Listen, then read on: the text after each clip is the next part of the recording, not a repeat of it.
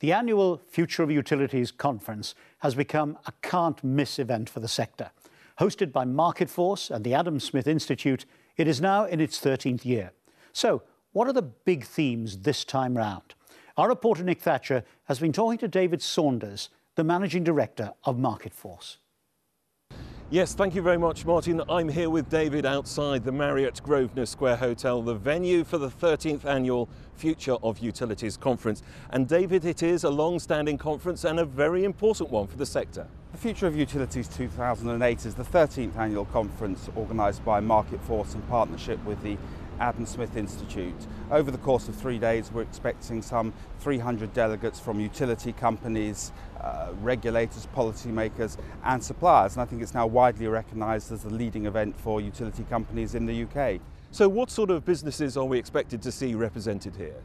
We will see a range of businesses from the large utility companies and some smaller ones who all face very similar issues of economic regulation in their sector.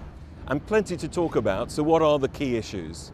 Well, there are some key issues that are affecting the industry at the moment. For example, on just one side on electricity generation, there is a massive gap in generating capacity opening up over the next decade. How is that going to be filled? The government has set very demanding targets for more renewable energy generation and reductions in CO2 emissions. How are those going to be met? No one company can solve those on their own. They need to meet together to discuss their ideas, and they also need to hear from the regulators and the policymakers who are so vital to that process. And looking at the conference agenda, plenty of speakers here as well. Who are we expecting to hear from?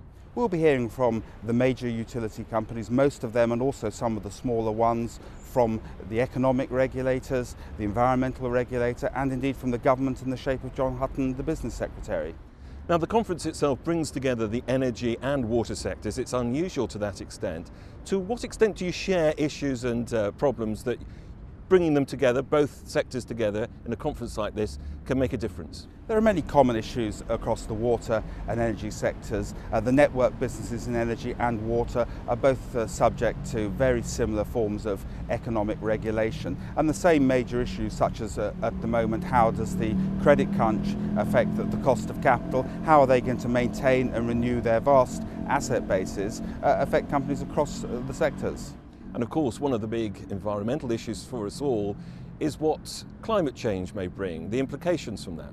Utility companies are at the forefront of the battle against climate change. They are already seeing the effects of what you might call the early signs of climate change, with some extreme weather conditions of floods and droughts over the last 2 or 3 years.